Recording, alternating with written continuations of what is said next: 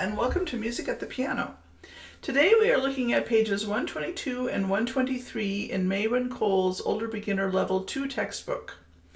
Misty Lagoon is in D minor. D minor is the relative minor of F major. F major goes F, G, A, B flat, C, D, E, F. And the relative minor in the natural form is D, E, F, G, A, B flat, C, D. The sixth note of the major scale is the first note of its relative minor. So that is that. It could be confusing because the last chord is A, F, A, but it's preceded by D, F, A. So I believe that it's outlining.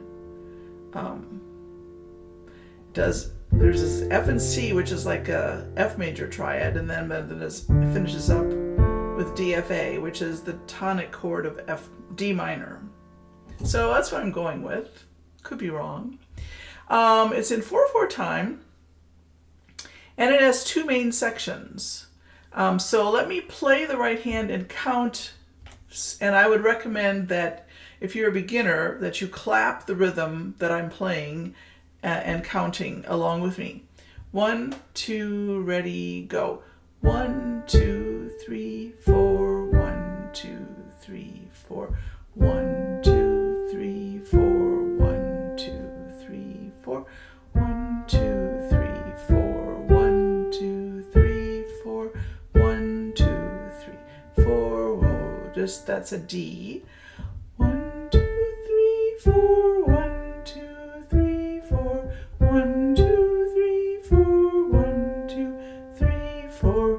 1, 2, 3, 4. 1, 2, 3, 4. 1, 2, 3, 4. Tie 2, 3, 4. And if you wanted to sing the solfege, if you were doing a Do-based minor, then this would be Do. Do, sol, fa, do. Te, which is the flat 7. T is the raised 7th. And so te is the fact that there's a C natural. Te, fa, me, te. La, lay. Is it la or lay? Lay, te, do, re, fa, so, do, do, so, fa, do, re, te, fa, me, te, do, whatever that is, so, lay, te, do, re, fa, so, me, or do. It's interesting because it doesn't. It ends a kind of a F chord in first inversion. It's a very strange little piece, but as far as analyzing the chords. So you've got the big A section here, and the second A section down here, which I'm going to call A prime because it's a little bit different. And then the first phrase would be baby letter A. And the first phrase over here. So every other measure, she decorates it in the repeat. So this is the same, but then instead of having a plain old D here in measure 10, it's a D with an upper neighbor and a lower neighbor note. And then that measure is the same. And then you have, it starts there and then it does a little decoration of the chord. And then that's the same, and that's the same. And then instead of having this fancy ending, they just end here with a fancy left hand. So we would call this A prime. This is a little bit different. And if you wanted to call this B, then this would also be a B prime because it's a little bit different. So you can use those as practicing sections for learning the piece hands together. So you're going D, up a 5th, down a 2nd, down a 4th, down a 2nd, up a 5th, down a 2nd, down a 4th. That's a pattern. Then you're going to take finger 2 and cross over, down a major second, up a major second, up a second, up a second, and then from 3 to 4 you're skipping a note, but you're not skipping a finger because you're going outside the 5-finger pattern. Up a third, up a second, repeat, down a fifth, up a fifth, down a fifth. Then repeat the pattern, repeat, up a fifth, down a second, down a fourth, up a second, down a third, but you don't skip a finger. You skip a key because it's a third, but it's a stretch. Repeat, up a fifth, down a second, down a fourth, up a second, a big stretch down a fourth from 2 to 1, and then you got up a second or a minor second, B flat, underneath, you tuck your thumb behind, up a second, up a second, up a second, up, skip a key but don't skip a finger, up a third, up a second, lift your wrist and drop on that third. So I would take a little time to make sure that I had the fingering organized. The trick with learning to play a piece quickly and efficiently is to use the same correct fingering every time you play it.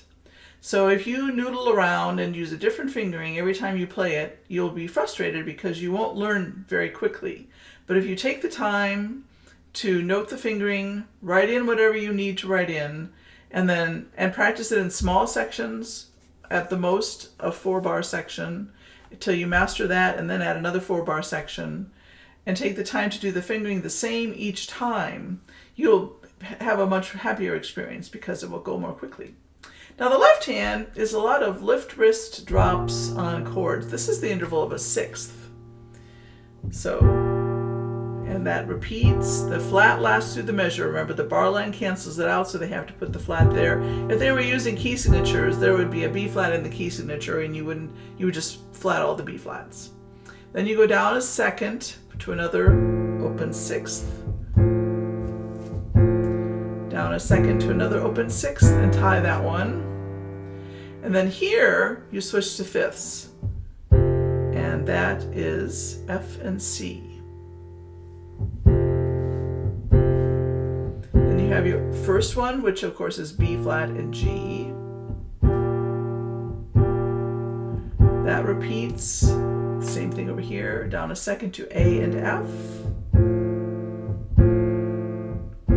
Now this is a seventh, so the thumb stays the same, but your fifth finger goes down to G. You tie that. Then, after you play the fermata and lift, you play this note and put the pedal down. Play up a fifth, but to finger 2, up a second, up a third, where you collapse your thumb and go over to finger 3, and then bring the other thumb behind, up another third. So, like I usually do, I would recommend learning it hands together from the end. So we'll try this 4 bars very carefully.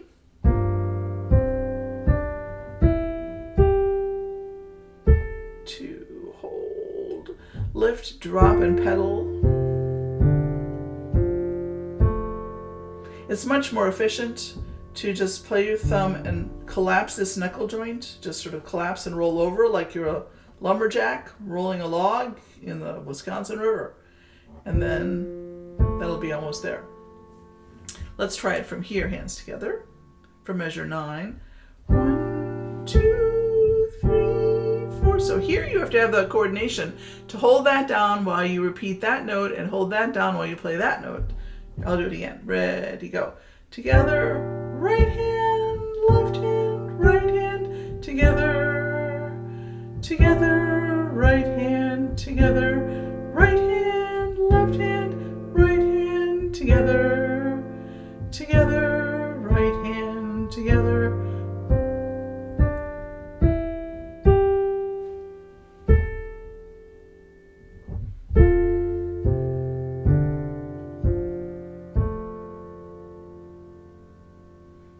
So, each of these sections, after I show you how to put it hands together, turn off the video, practice it 5 to 10 times, and then learn the next one, then turn off the video and practice that 5 to 10 times, and then put both of them together, and then turn on the video and learn this section, hands together. You have a G and an E in the left hand with a B flat and finger 2 in the right hand.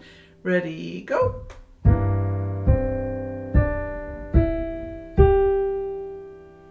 Here you go down to your 5th in the left hand.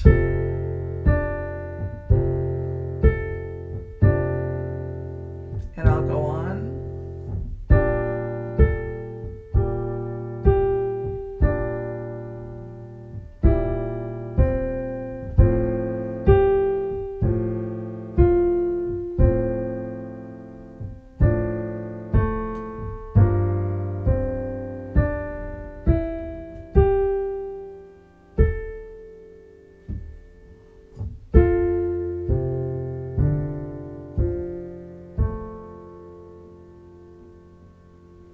So practice that, and then we're going to do all of it slowly, and then and that's probably all I'll do.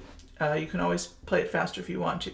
So it's together, right hand, left hand, right hand, together, left hand, together, right hand, left hand, right hand, together, together, right,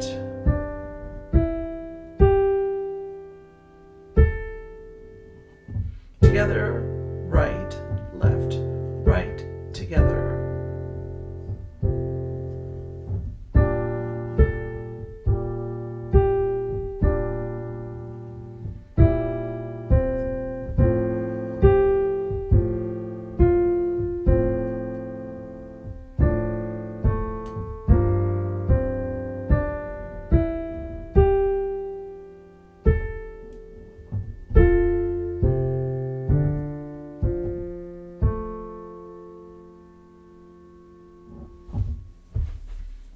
Now, if you felt strongly about it being in F major, your solfege would be La, Mi, Re, La, So, Re, Do, So, Fa, Sol, La, Ti, Re, Mi, La,